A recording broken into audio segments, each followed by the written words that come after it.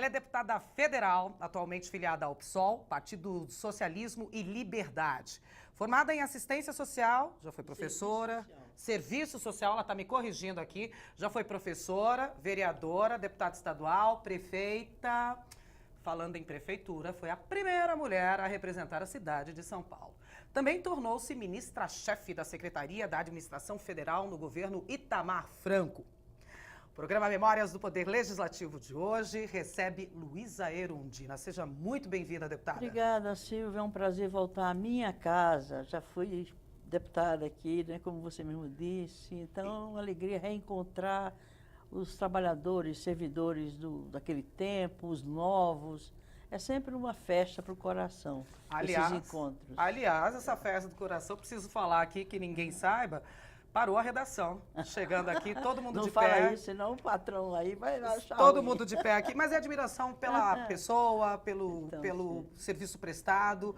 É um jeito de reconhecimento, né? Então, que não só isso, a relação humana, afetiva, tá sobre qualquer outro aspecto ligado à política, à ideologia, partido, né? Ser humano, né? É o afeto, ser humano, né? Ser humano.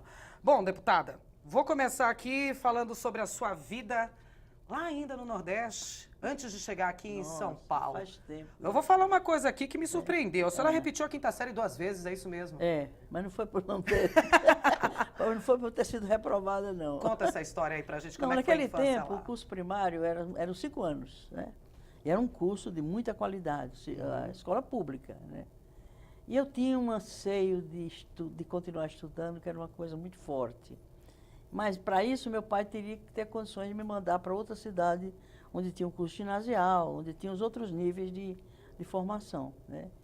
E, como meu pai não podia me mandar para estudar fora, e eu não querendo largar ou me separar do espaço onde eu aprendia, onde eu estudei, aí pedi à diretora da escola, ela concedeu, eu repeti o 5º ano. De propósito. De propósito, para poder não perder o vínculo com a escola e de continuar sonhando da possibilidade de continuar estudando. Já sabia o que queria fazer naquela época, tão pequenininha? Já sabia o que eu queria estudar, porque eu sabia que era o estudo que ia me dar condições de ajudar a tirar meu povo daquela situação, né, de pobreza, de sofrimento da seca.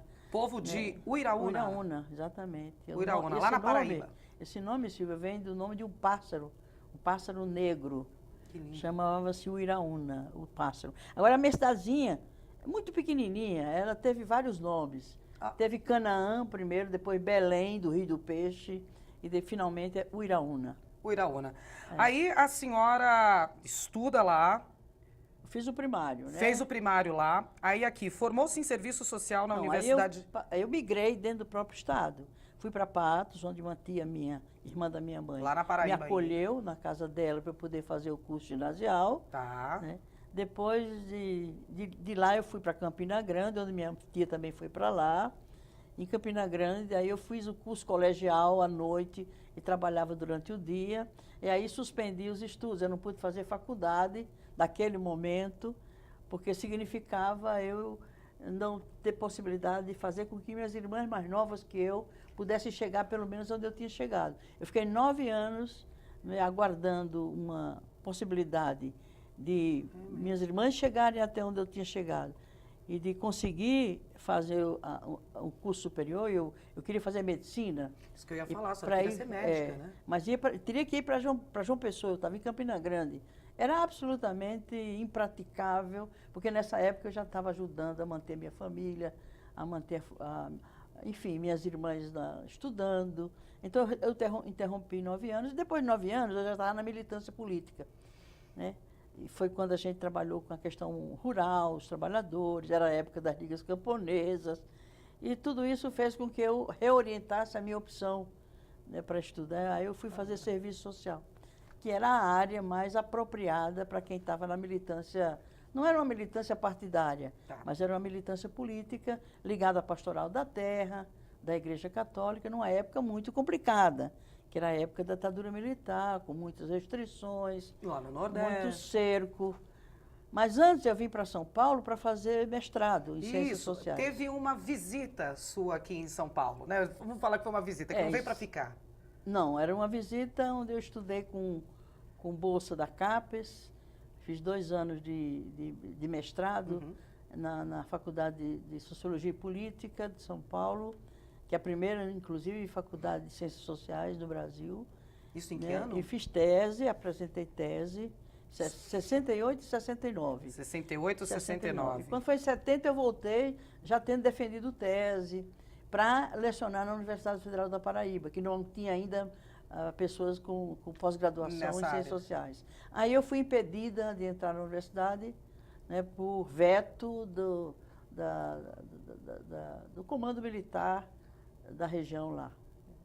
Eles não me admitiram por conta da minha militância junto aos trabalhadores rurais. Não era uma militância partidária, não era uma militância... Era uma militância de ajudar a população que não tinha terra, migrava forçado pelas condições, né, em que eles não tinham a terra para eles, e a terra, eles eram trabalhadores, e migravam para São Paulo, migravam para o Rio de Janeiro, migravam. Então havia todo um trabalho de organização dessa população, era um rescaldo das ligas camponesas, e foi essa fase de trabalho nosso ligado à Pastoral da Terra da Igreja Católica que terminou fazendo com que os militares vissem em mim uma ameaça e passaram a me perseguir, e entre outros atos de força contra mim, foi impedir que eu fosse lecionar na Universidade Federal da Paraíba, embora eu tendo feito mestrado em São Paulo, com bolsa da CAPES. Aí eu fiquei o ano de 70, que era esse o ano, que eu tinha voltado em 69. Em 70 eu iria iniciar meu trabalho na Universidade Federal da Paraíba. Eu fiquei até o final do ano de 1970. Isso é. Mas aí já não deu porque a repressão política se acentuou, eu fiquei absolutamente cerceada, né? E aí havia companheiros da luta que estavam desaparecendo, outros apareciam mortos, isso na repressão política da ditadura militar. E aí uma amiga minha, que era parente de um general lá do 4º Exército, no Recife, foi conversar com ele para saber qual era a minha situação política. E ele recomendou que era melhor sair de lá. Foi isso que eu ia perguntar, como é que foi esse movimento de saída do Estado? Foi muito duro, eu saí muito magoada. Eu me lembro, estava viajando Menina no ainda, ônibus, né? Jovem ainda, né? Vindo no ônibus da Estação Heraldo, hoje eu me lembro, mas muito sofrida. Eu tomei o ônibus em Recife, porque não tinha ônibus que saía de João Pessoa, mas com a sensação de quem estava deixando a luta para trás. Que tinha abandonado. Mas chegando aqui, como se eu tivesse abandonado a luta, enfim. Mas quando eu cheguei aqui, eu fiz concurso público na assistente social, no INSS, na Prefeitura de São Paulo. Fui classificada, muito bem classificada nos dois. Aí optei de ficar na Prefeitura. E aí, veja bem... De São Paulo? São Paulo. E aí, eu fui como assistente social trabalhar onde? Nas favelas, nos cortiços, na periferia pobre. E aí eu descobri, viu, Silvia e telespectadores, que a luta era a mesma de lá. Eu saí de lá pela luta pela reforma agrária, que era a divisão da terra no campo. Chegando aqui, os trabalhadores que vinham de lá, do campo, se amontoavam nas favelas e nos cortiços, enfrentando os despejos, a repressão policial, a repressão militar aqui dentro de São Paulo. Então eu digo, não, é aqui mesmo que eu tenho que estar. Eram os que não puderam ficar lá, os trabalhadores rurais, que vinham para cá, não só de lá, Paraíba, o Nordeste, o interior do estado. Sim.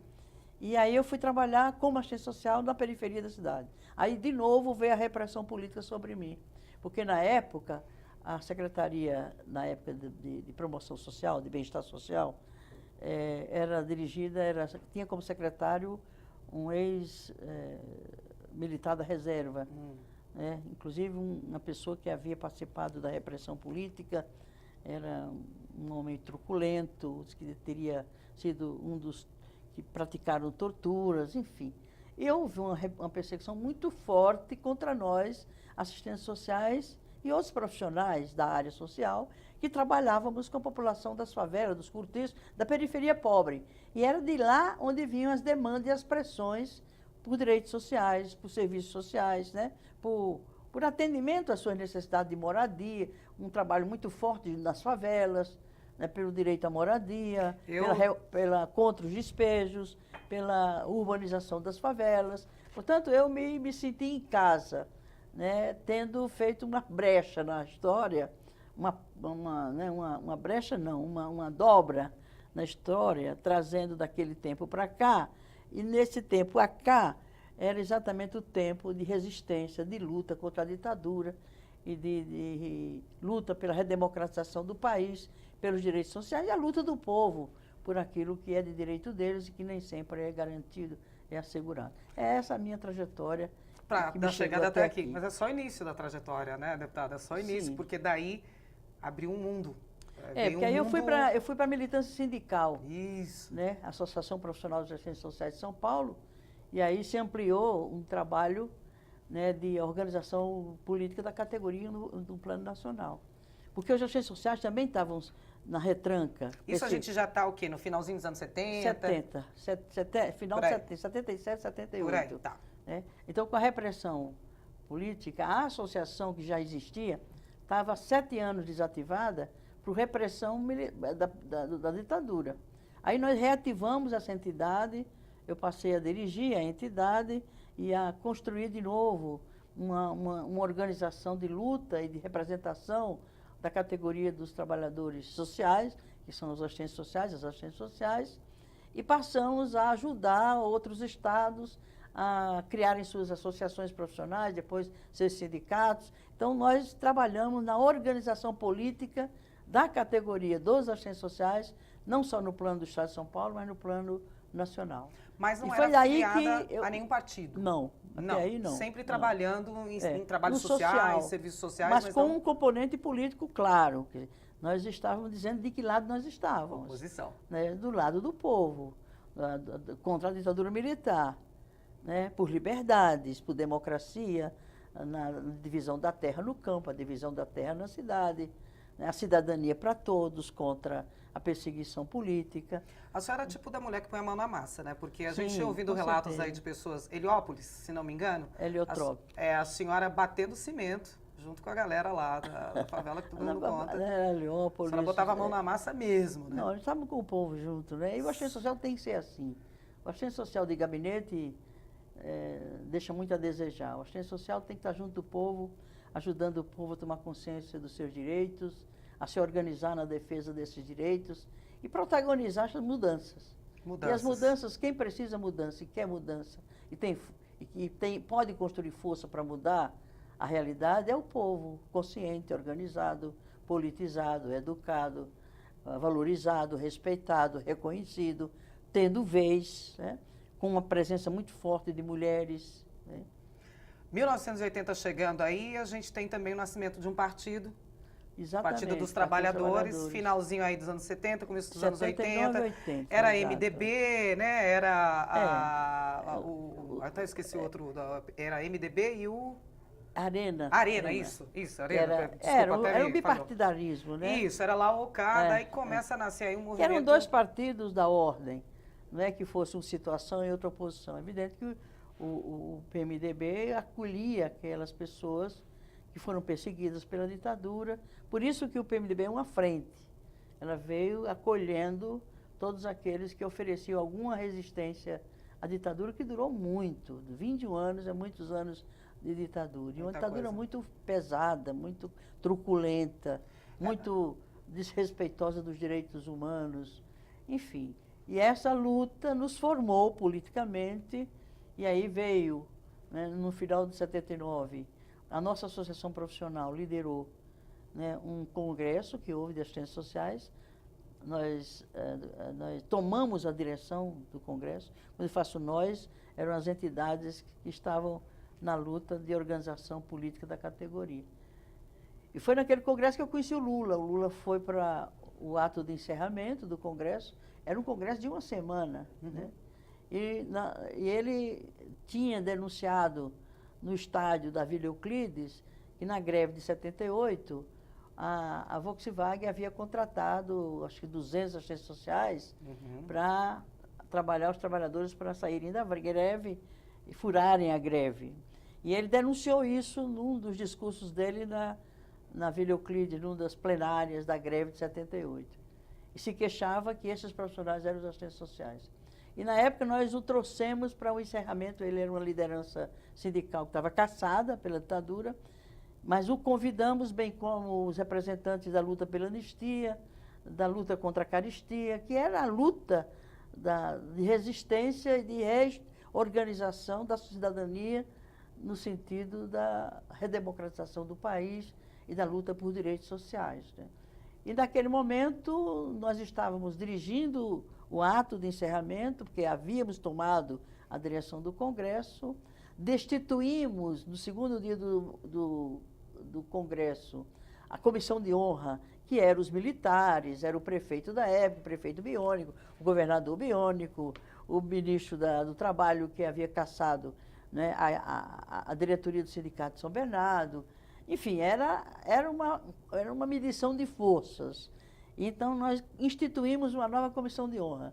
E nessa comissão de honra estavam os trabalhadores que haviam sido caçados, entre eles o Lula, né? As mulheres e as pessoas que estavam na luta, né, pela anistia, né, contra a caristia. Então, nós trouxemos essas pessoas para homenageá-las no ato de encerramento do Congresso. E no discurso, Lula dizia assim: olha, agora eu estou vendo que tem assistentes sociais e assistentes sociais.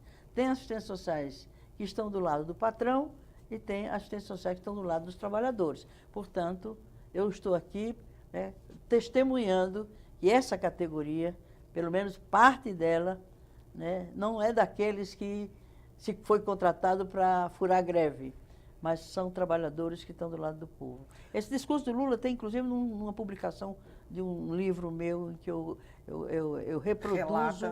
reproduzo, eu transcrevo essa fala do Lula. Exatamente. Discurso. Aí, de 1980, convidada pelo então líder sindical Luiz Inácio Lula da Silva a ser uma das fundadoras do Partido dos Trabalhadores, se elege vereadora em 1982. Exatamente. Por este partido. É. Inicia definitivamente a sua entrada na vida política. É. Mas exatamente naquele momento eu era um dirigente sindical, né?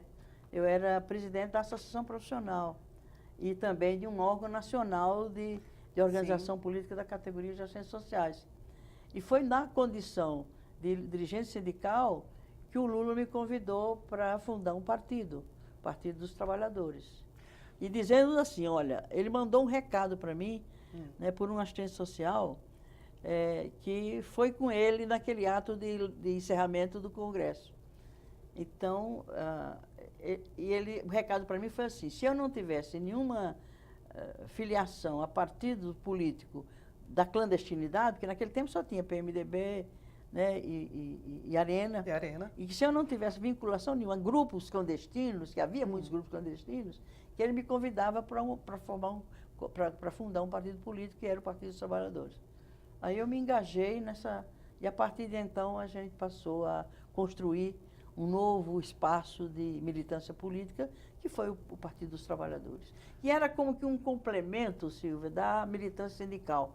A gente entendia, a militância sindical é importante, é necessária, porém ela é insuficiente para se promover as mudanças que interessam, né, aos trabalhadores e à maioria da população, que é um partido político. Mas um partido político com ideologia, com doutrina, com projeto político, né, e de fato comprometida com a luta do povo, com a luta dos trabalhadores. Vou falar uma coisa, que parece que o Estado de São Paulo tinha sede da Erundina, porque a partir daí, de 82, começa uma carreira política sem parar. Mas eu vou pedir para que a gente dá uma pausa rapidinho para tomar uma água, porque daí no próximo bloco a gente vai contar como é que foi essa trajetória da deputada federal Luísa Erundina aí, junto ao Partido dos Trabalhadores, prefeita de São Paulo também e deputada federal aí por tantas vezes. Não sai daí, a gente volta já já.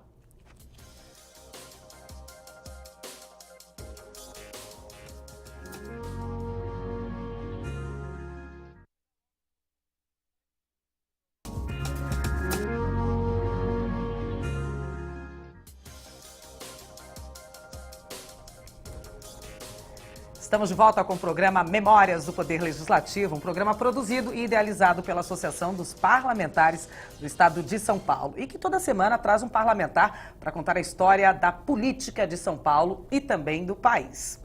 E hoje nós recebemos a deputada federal Luísa Erundina aqui no nosso estúdio. A gente estava falando aí no bloco anterior, deputada, sobre essa sua trajetória de menina saindo lá da Paraíba, chegando até São Paulo, as suas militâncias junto a sindicatos e sempre junto aos trabalhadores, nascimento do Partido dos Trabalhadores. Sim. E a primeira candidatura e eleição como vereadora. Uhum. Aí logo depois disso eu falei que parece que São Paulo estava com sede de Erundina, sim, porque começa uma carreira aí junto a eleições e sendo eleita também, não só sendo candidata, que não para mais até hoje, né? Aí em 1985 é escolhida pelo partido para ser vice de Eduardo Suplicy, na época então candidato a prefeito.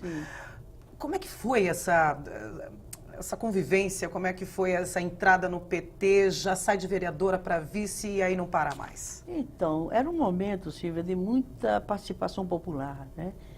E a minha origem é exatamente nesse segmento, da luta do povo, né? E a maioria nordestino, quer dizer, havia uma identidade muito forte da minha pessoa como assistente social, como funcionária pública, na relação com a população. Como assistente social, o enfrentamento da luta por moradia, os despejos, situações assim extremas de repressão policial contra os ocupantes das áreas vazias na cidade. E tudo isso é que me criou uma identidade muito forte. E o PT foi construído nessas bases. O PT nasceu na periferia dos grandes centros urbanos, na luta pela moradia, na luta por saúde, na luta por creche, né, na porta das fábricas, nos sindicatos. Essa é a origem do PT. E eu estava nessa origem. Antes de ter PT, eu já estava nesse espaço de luta da população.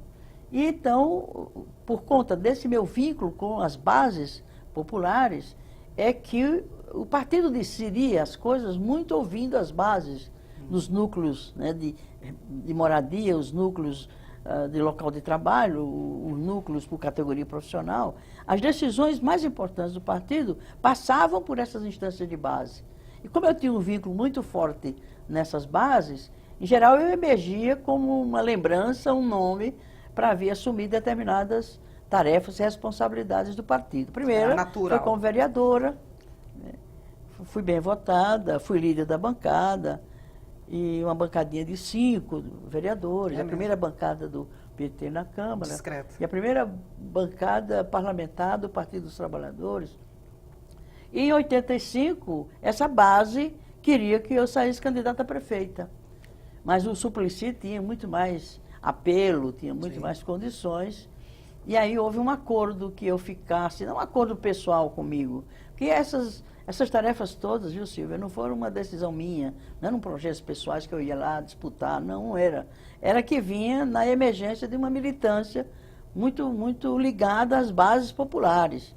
Então, decidimos que eu saísse vice e ele prefeito. Ele não se elegeu. E aí, na eleição seguinte, eu aparecia, né, como candidata a prefeito. Mas antes disso, teve a eleição de 86 para a Assembleia Legislativa. Para cá. Aí eu me elegi deputada para a Assembleia Legislativa. Eu falo que a senhora fez a escola direitinho, né? Primeiro grau, exato, segundo grau, vereadora, deputada estadual, deputada federal. Então, aí como é que foi a chegada aqui? Como é que foi a chegada aqui na casa nesse ano? Olha, eu aprendi muito como vereadora, viu, Silvia? Eu sempre recomendo a essa juventude que queira uma militância política no parlamento, no institucional, passem pela vereança. É onde você passa a conhecer melhor a cidade, conhecer os problemas, faz um mandato muito vinculado diretamente à cidadania, às comunidades locais. Então, eu me formei para o parlamento na Câmara Municipal de São Paulo. Ali foi a escola de verdade? Foi a escola. E tanto é que os 2 anos que eu fiquei como deputada estadual, aliás, o mandato de vereador era de 6 anos, eu completei só 4. Porque aí já veio a eleição para deputada estadual. Ah, era um mandato de 6 anos. Em vez de 4 anos, eu fiz 2. 2 anos, que foi 86 e 87. Isso. Aliás, 87 e 88. 88, porque depois a senhora sai. Então, já como deputada estadual, e o meu mandato de deputada estadual ela trouxe consigo, o mandato trouxe consigo aquela mesma relação com o povo, com a luta por moradia, né, em apoio à população que estava sendo despejada, né, no enfrentamento com a polícia. Então, a minha militância como deputada estadual, além da luta com os servidores públicos, na luta, né, dos servidores públicos demandando melhores condições de trabalho e de salário, no enfrentamento com o governo do Estado, na época era a Quércia.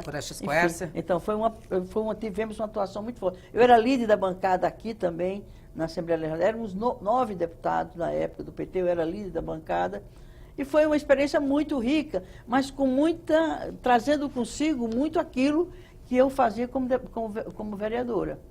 Bom, aí veio a campanha de 88. Aí essas bases populares do PT acharam que era a vez de eu... fortalecendo a sua imagem junto com elas, mas e vice-versa. Mas sem um cálculo de viabilidade eleitoral. Mas aí veio uma primeira prévia de um partido político em que houve uma disputa entre, no caso, eu e o Plínio de Arruda Sampaio. Isso. Né?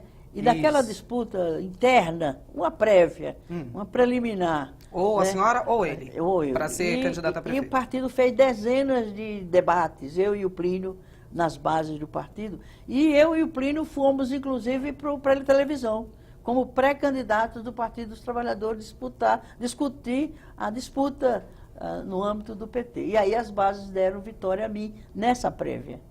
Né? E eu saí candidata à revelia da direção partidária, que era Lula, era Zé Disseu, era Rui Falcão, eram os dirigentes, o top da direção partidária, que por um cálculo, a meu ver, objetivo, lógico, de que Plínio de Arruda Sampaio, um paulista, um homem honrado, um homem que tinha lutado e que tinha sido perseguido pela ditadura, né? Paulista, tinha muito mais homem, portanto, muito mais viabilidade que uma mulher, uma nordestina, né, do Partido dos Trabalhadores, ele também era do Partido dos Trabalhadores, uma ilustre desconhecida, considerada a vereadora dos favelados.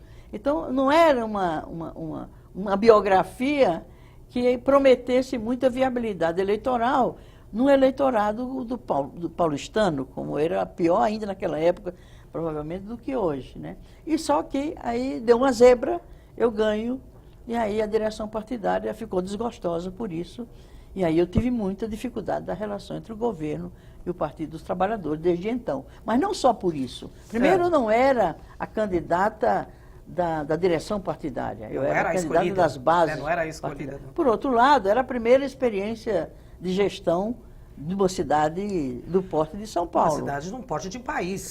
De país. Né? Que é o espelho de um país da América do Sul. Mundo, né? Como é que foi isso? Não, e outra coisa, foi uma coisa, como eu digo, foi uma zebra, porque não havia nenhum cálculo, né, de dissesse assim, não. E foi por isso que eu ganhei. Porque se eu tivesse mostrado alguma força, alguma viabilidade mais cedo, eles teriam me inviabilizado. Olha com quem eu disputei. Disputei com o Maluf, disputei com o Leiva, que era do candidato do Quércia.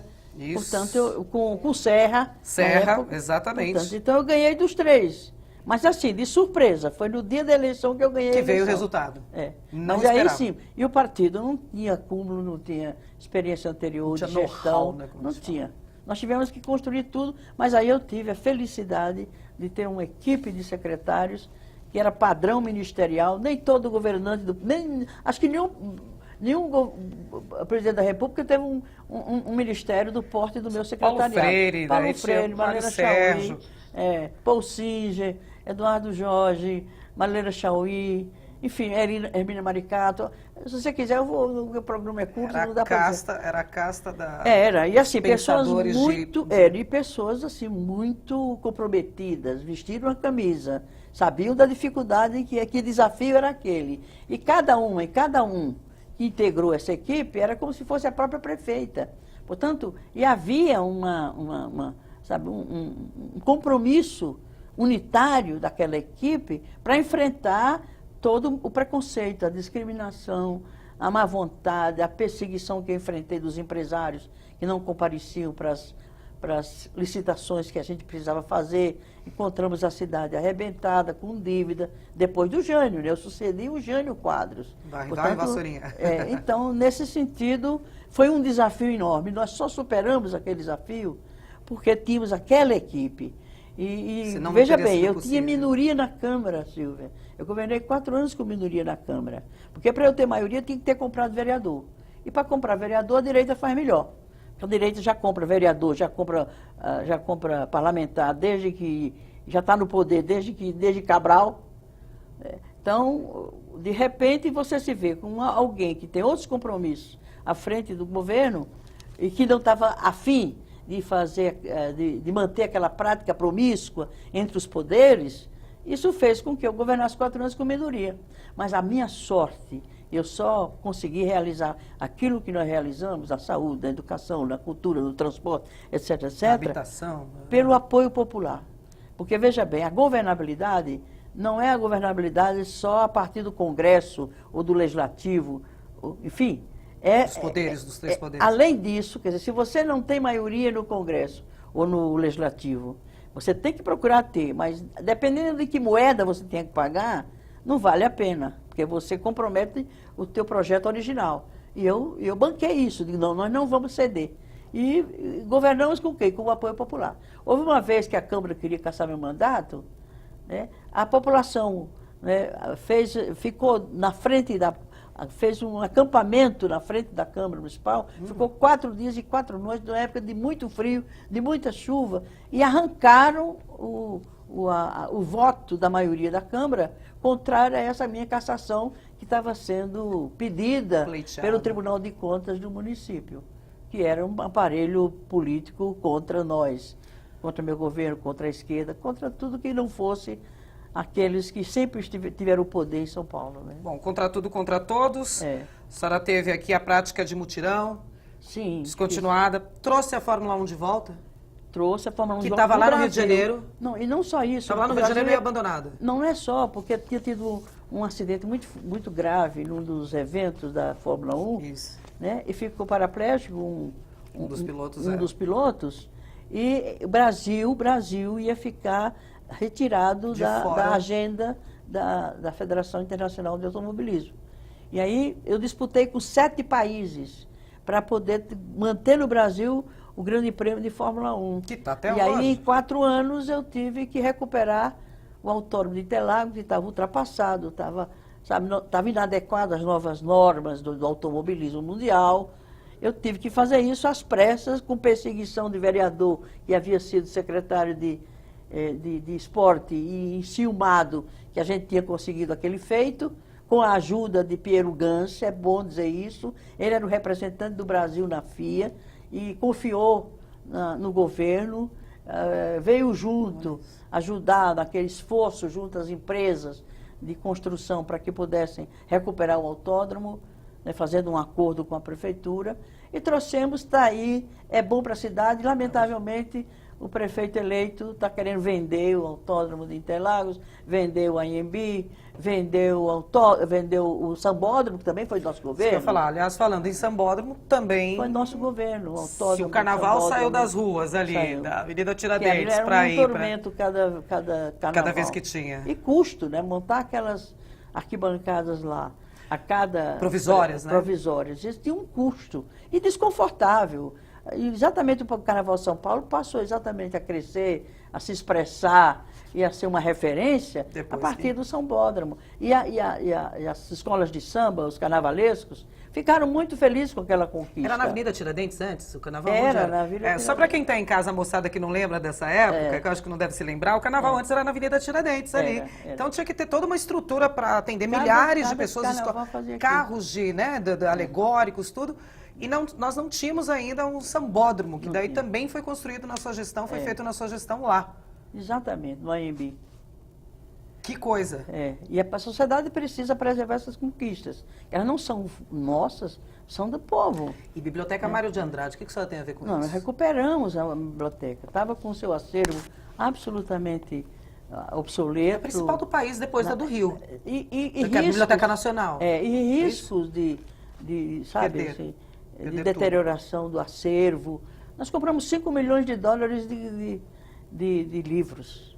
na época da E tem da um Madalena acervo Chauí. fora do comum ali. Tem. Eu sei, eu visito bastante aí essa Biblioteca Mário de Nós Andrade, ali no centro de modernizamos, São nós Paulo. recuperamos o imóvel. 24 horas aberta É, hoje em dia. quer Tudo dizer, informatizado. Wi-Fi. Isso começou ali, começou ali. Realmente é uma Então, biblioteca. a cidade tem um potencial enorme, só que tem que ter a vontade e ter prioridades que sejam as mais adequadas, para não ficar fazendo... Por exemplo, eu fui muito criticada por não ter completado as obras dos grandes túneis, os grandes viadutos, que o Jânio Quadros tinha deixado inacabado, e aquilo que tinha sido iniciado e pago, não tinha sido pago, ficou como dívida. Eu é que tive que pagar até para fechar as obras e não ter que continuar. Porque se eu tivesse continuado, eu não tinha feito 7 hospitais como eu fiz, dezenas de unidades básicas de saúde, dezenas de novas escolas, melhorar o transporte, 40 mil unidades habitacionais, enfim.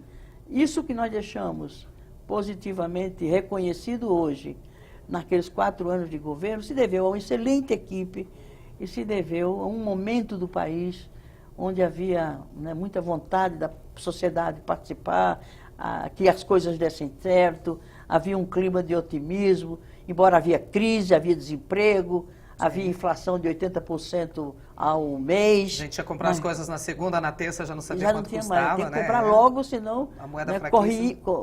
corroía o salário dos trabalhadores. Mas foi um grande momento, e foi um momento, Silvia, que nós estávamos implantando a nova Constituição Federal.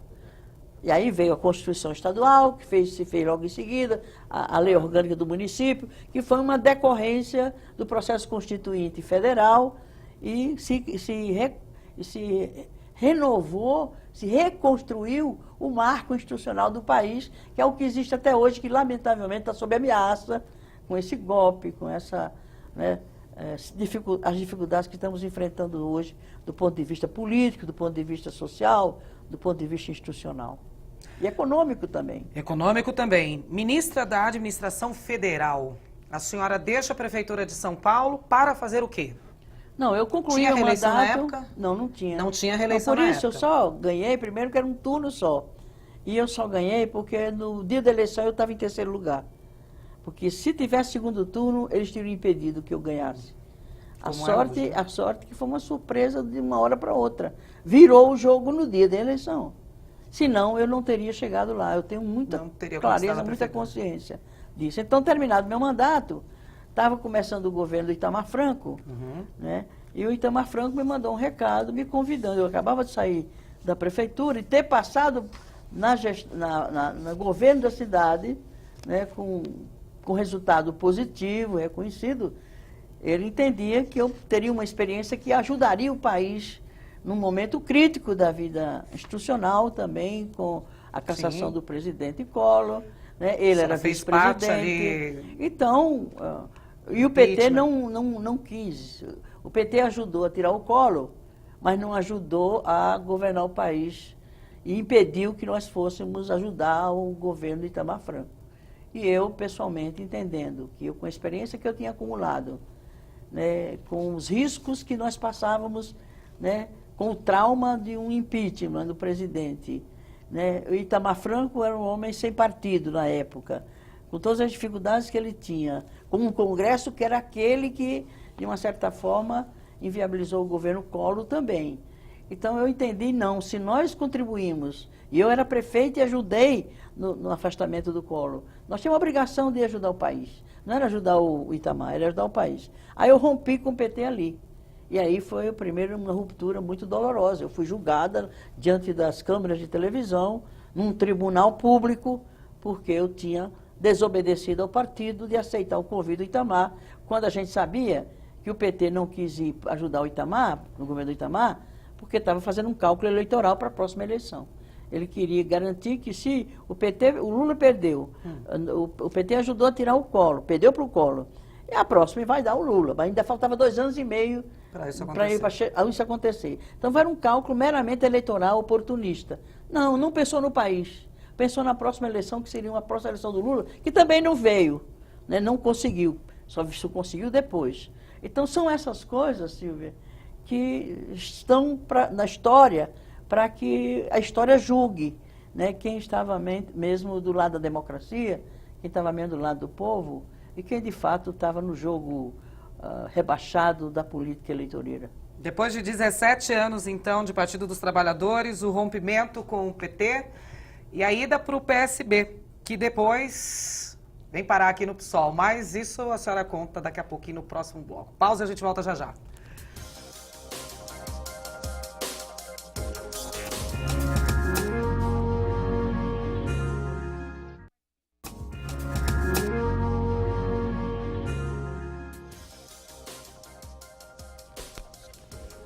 Estamos de volta com o programa Memórias do Poder Legislativo, um programa que é produzido e idealizado pela Associação dos Parlamentares do Estado de São Paulo e que hoje recebe a deputada federal Luísa Erundina. A gente estava falando aí no último bloco, para quem não pegou, fazer um resuminho aí, o seu trabalho aí dentro do Partido dos Trabalhadores, a prefeita Luísa Erundina aí, terceiro lugar nas pesquisas, de repente eleita a prefeita aqui da cidade de São Paulo, primeira prefeita mulher, nordestina.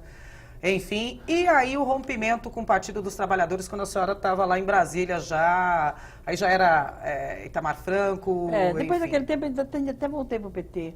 Ainda voltou? Voltei para o PT. Teve um depois, namoro ali depois? Teve. Ainda fui candidata em 96. Em 96, eu verdade. fui candidata a prefeita. Verdade. Eu disputei com o Pita, lembra? Com o Pita, que Fui daí... pro segundo turno que com então ele. ganhou o Celso Pita na época, né? É. E aí, como é que foi essa saída, então, do Partido dos Trabalhadores? Quer dizer, estava lá, mas já estava deixando.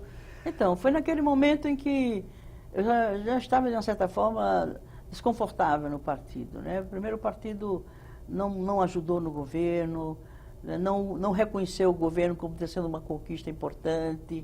Não uma conquista para o PT, nem muito menos para mim, Luísa Erundina, uma conquista para as esquerdas. O PT nunca reconheceu isso, nunca compreendeu isso, nunca valorizou os acertos do governo, nem quando tinha candidatura a prefeito, a governador ou a presidente da República, nunca reconheceu o governo. E foi uma relação muito delicada, muito difícil durante o governo. Mas aí, depois disso, eu fui candidata em 96, mas ali foi a gota d'água, né? Que eu percebi que a indisposição mútua era muito forte e era melhor eu saía da política. Eu ficava no PT e saía da militância política, e eu achei que eu era uma das poucas mulheres nesse país que tinha tido a chance, ou tem tido a chance, de ter uma participação política no nível em que nós temos, né? Que eu não tinha direito de deixar naquele momento a militância política. Partido, eu entendi, partido é meio, não é fim. Aí eu fui para um outro partido que tem um S na sigla e que era presidido por Miguel Arraes. Miguel Arraes era um símbolo da política brasileira. Fiquei lá 19 anos, mas no curso desses 19 anos, o partido degringolou para a direita de uma forma e chegou a esse momento crítico da vida nacional, né, com riscos de retrocesso institucional, né, um impeachment, enfim, toda essa crise profunda e de múltiplas faces que estamos vivendo. O meu partido deu uma guinada à direita e fez concessões com as quais eu não concordei. E a política de alianças do partido já vinha sendo assim, muito heterodoxa, era de A a Z do espectro político ideológico, mesmo na época do Eduardo Campos, etc. Então eu resolvi, nessa crise aguda do país, de procurar um outro espaço, inclusive o PSOL já vinha, né, me assediando, paquerando. E eu já votava muito com os companheiros do PSOL. 19 anos de PSB. De PSB. 19 anos. 19 anos. 17 de PT, 19 de PSB. É. E agora no PSOL. Estreando aí no novinha no PSOL, mas já com pensamentos antigos aí, iguais aí. Não, é o mesmo. Eu costumo é o mesmo. dizer, Silvia, não que mudou. Eu não deixei o PT é que me deixou. Então, aqueles valores, aqueles princípios, aquela utopia, aquele sonho que é o PT, eu preservo. Onde eu estiver, eu vivo inspirada por esse sonho, por essa ideologia, né, por esse anseio de ver um mundo mais justo, mais fraterno, mais igual. E por isso eu estou na política, por isso. Quer dizer, já estava até na hora de, quem sabe, ir para casa, mas ainda eu tenho um apelo forte das bases populares. Inclusive, essa decisão de ser candidata a prefeita foi uma pressão das bases para que porque eles não reconheciam entre as candidaturas postas, do ponto de vista deles. Foi numa plenária que eu convoquei para prestar contas do meu mandato, tinha mais de 400 pessoas da cidade toda, e havia uma pressão muito forte para que eu saísse candidato. E ali eu cedi a uma vontade do PSOL, que também tinha intenção de que tivesse uma candidatura competitiva, em um certo sentido, para disputar o governo da cidade. E foi disso que nasceu minha candidatura, mas que não se viabilizou por todas as razões, que não é o caso agora da gente analisar. Discutir aqui. Bom, eu estou falando aqui 4 vezes deputada federal? Estou no 5º mandato. Consecutivas. Sem parar. Teve aí um movimento aí para ser senadora. Eu fui candidata a senadora. Teve antes um movimento. de ser candidata. Teve. 1 milhão e tanto aí de votos. Eu tive 3 milhões e meio 3 de votos. milhões e meio de votos. Mesmo assim, não... Eu perdi para os... Serra. Não, para aquele que foi... Como é que é? Tuma. Pro Tuma. Pro Tuma. Perdi por 500 mil votos. Eu tive 3 milhões, 3 milhões. E 400 mil votos na época. Só lembrando aqui de alguns trabalhos que a deputada fez, a autora da PEC 151 de 99, que dá a gratuidade. A partir dos 60 anos de idade, diminui o limite de idade para gratuidade nos transportes coletivos urbanos. A gente precisa lembrar também que o país é um pouquinho um país de esquecimento, né? A gente não lembra direito quem fez. Teve vários trabalhos aqui, instalação de brinquedotecas. Hoje é lei. Hoje é lei, é aqui que eu ainda estou. A autora da lei declara Paulo Freire patrono da educação brasileira. Alguém que a senhora trabalhou aí de perto, destinadas Fundo Penitenciário Nacional, o FUNPEN. Para casas de abrigo, para mulher vítima de violência, vítima já é lei. de violência, também já é lei. E tem um outro que dispõe sobre o Estatuto da Criança e do Adolescente, uma explicação que a senhora tipifica a conduta de manter casa de exploração sexual infanto-juvenil. Isso é lei. Isso é um dos que eu estou falando aqui, né? Porque tem um 5 outro mandatos... importante, é que garante o vínculo da mulher gestante já como é que é, antes de chegar o momento do parto, então ela já ser vinculada ao hospital ou à maternidade onde ela vai ter o filho. No Porque pré-natal. no pré-natal. Há muita perda de vidas, tanto da mãe como da criança, por falta de desse acompanhamento. Uma condição de ela, quando ela chega no trabalho de parto, ela não tem um hospital para acolhê-la e de pronto dar o atendimento ao nascimento do seu filho. Ela fica perambulando 4, 6 horas, de porta em porta, não é. E aí isso é frequente, a morte ou ela morre, ou a criança morre, ou morrem os dois, por falta, e hoje é lei federal. Então qualquer gestante deve recorrer, né, ao Ministério Público, se for o caso, a uma delegacia de polícia, se eventualmente esteja em trabalho de parto e não tem um acolhimento, vai lá, que é uma lei federal, e a lei federal obriga, né, ao poder público a cumprir isso aí. Tem que fazer. Aí a senhora fez uma menção aí, que foi candidata aí nessas últimas eleições a prefeita aqui de São Paulo, não ganhou, continua lá em Brasília, aliás, ela falou que saindo daqui ela já vai para Brasília, enfim, não para quieta. Quais são as pretensões aí? O que a gente pode esperar de Luiza Erundina nos próximos anos? Eu nunca sei o que eu sei que nos fala a idade de mulher, mas aos 81 anos, quase fazendo 82, é verdade. Já daqui a pouquinho, vai parar, vai sossegar? Olha, não sou eu quem diz. Tudo que eu tentei responder ao longo dessas décadas todas, eu estou há 45 anos aqui em São Paulo e todo esse tempo militando. Paulistana mesmo, já, né? Sim, eu fui adotada, adotei essa cidade, adoro essa cidade.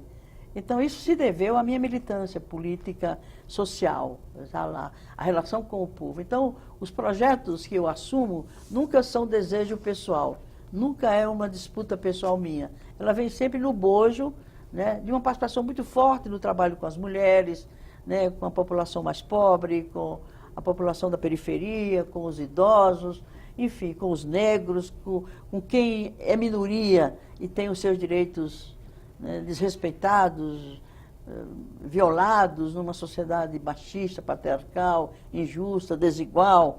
Então, a minha militância na política é resultado de uma demanda muito concreta desses setores populares, e tanto é que meu mandato é um mandato muito vinculado aos movimentos sociais, aos movimentos populares, a luta pela democratização das comunicações, a luta pela memória e verdade dos crimes de ditadura militar, né, na luta por direitos das mulheres, dos negros, dos homossexuais, das crianças, dos idosos, enfim.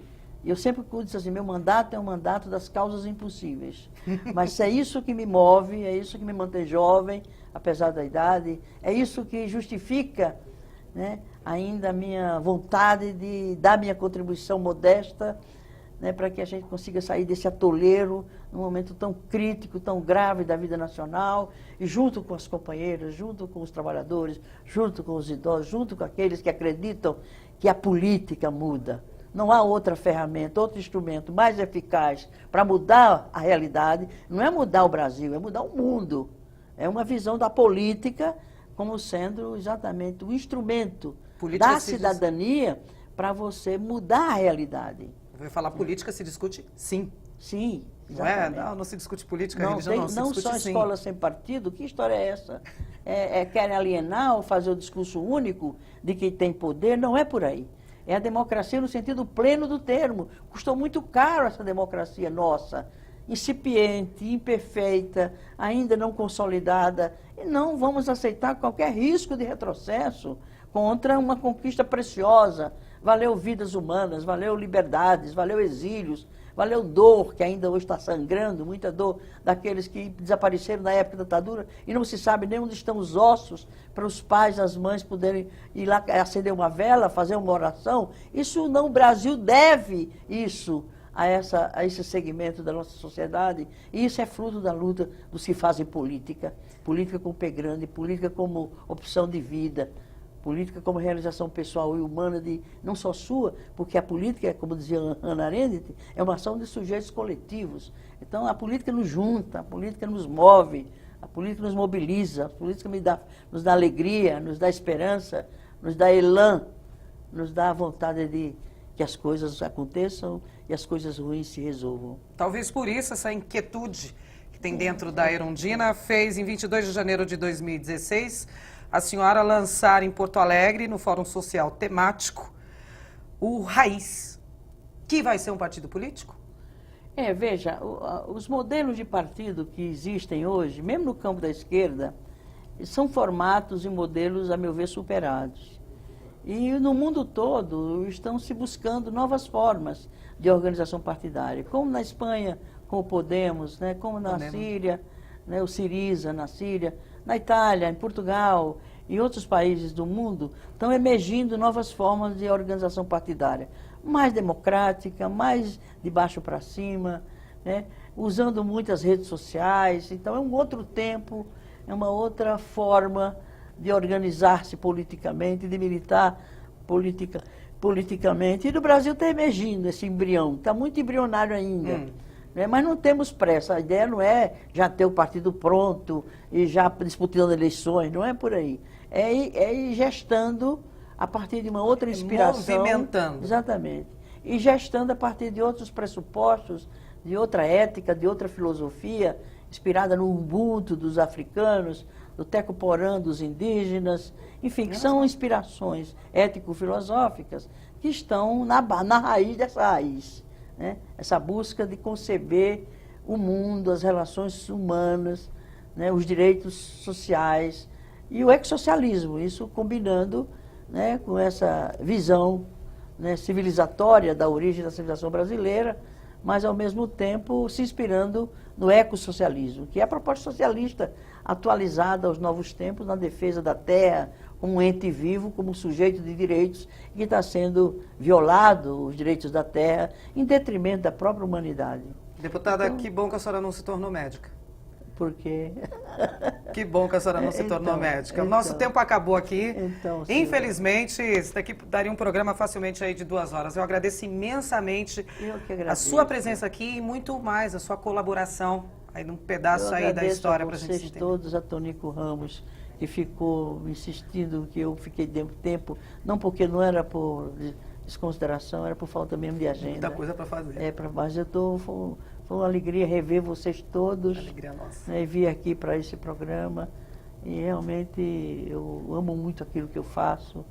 Quando eu volto nesses ambientes, me dá saudades e me dá alegria de ter passado por aqui. Muitíssimo obrigada mais uma vez. Portas abertas dessa casa aqui para a senhora sempre, da TV Assembleia SP aqui. Obrigada. Por favor. Parabéns pelo trabalho de vocês. Muitíssimo obrigada mais uma vez. Bom, gente... Já tem internet também, né?